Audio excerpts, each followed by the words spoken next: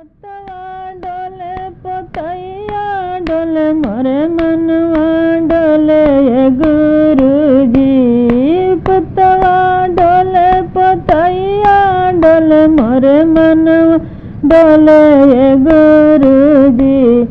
हंसता खेलत हम चरचवायनी दर्शनवा दे दिए गुरुजी। हंसता खेलत चरचवायनी दर्शनवा दे दिए गुरुजी। दर्शनवा दे दी दर्शनवा दे दी दर्शन दे दिए गुरुजी। हंसता खेलत हम चरचवायनी तनि ज्ञानवा दे दिए गुरुजी।